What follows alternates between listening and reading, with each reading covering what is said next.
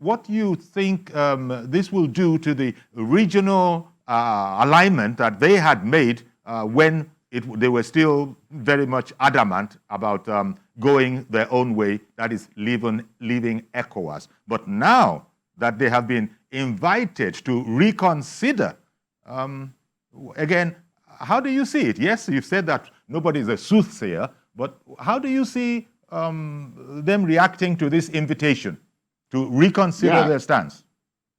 Yeah, again, what happens, I often say is that when you look at the military in Burkina, especially, and by extension, the military in Niger and Mali, you see, except you don't want to be objective, you see military institutions that appear very intellectual. And I'm putting that word in quote. It's not just that they have military intervention and then the soldiers come and take decision, bully everybody and go. No.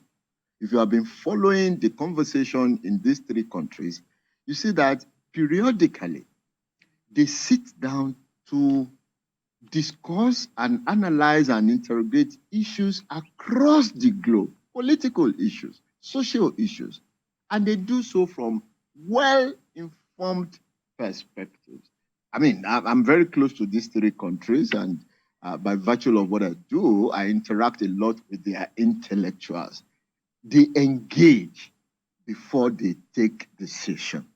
And when you have institutions like that do not just take decisions based on sentiment, that engage critically from informed position before taking decisions, you have an institution that is likely to be reasonable.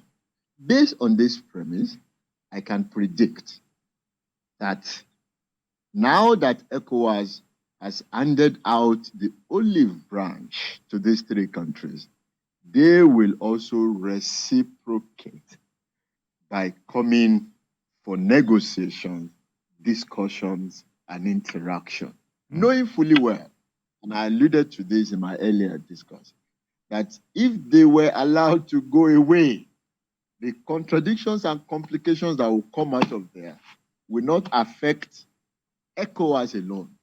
It will also affect them. So it's a two-way thing. Two people are struggling on a particular matter. Two people will now need to come back to the table and say, we realize that if we did what we wanted to do, we will have this and this as negative side. You will also have this and this and negative side. How do we come to the middle point so that the negative of your own side will be, sent back, and the negative from the other side will also be sent back? In other words, I foresee more diplomatic interactions and responses. I think that's the word. Good diplomatic response from Burkina Faso, Benin, Mali, and of course, Niger. But I can assure you, Yori, they are not going to be hasty in doing it. I've been following the politics.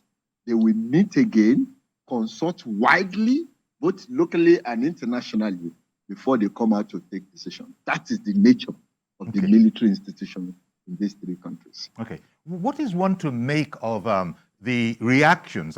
Can you hear me better now? Is it any better? Yes. Yeah.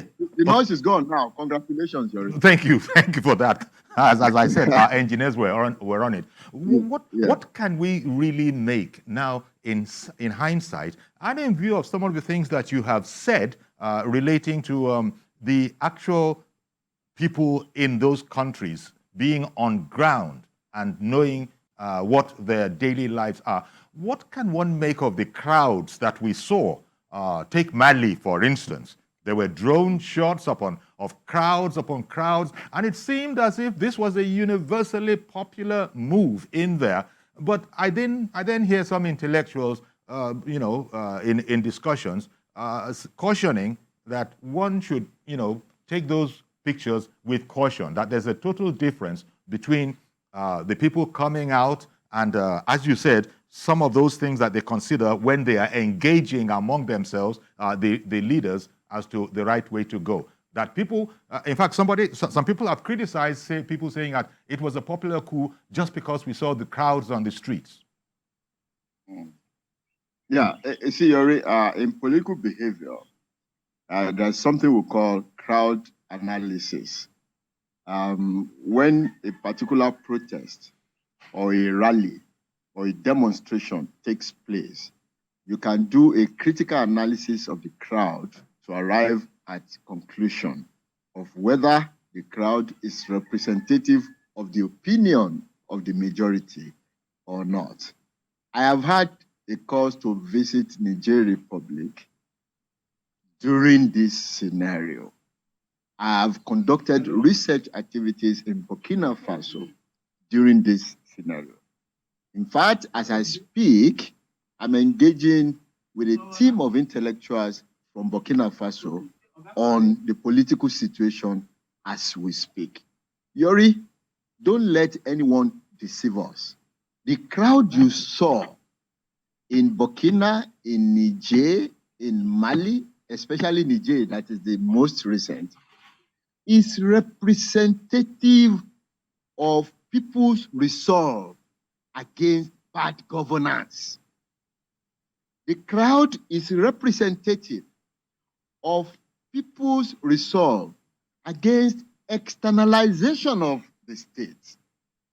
Seeing international intervention as international conspiracy, the state is against that. It doesn't mean that that crowd is pro-military or anti-democratic. That's where many people get it wrong. Okay. The crowd that we saw in Niger came out to make statements that irrespective of the name you call the system of government that you are practicing, if there is no food on the table of the common man, that system is not popular.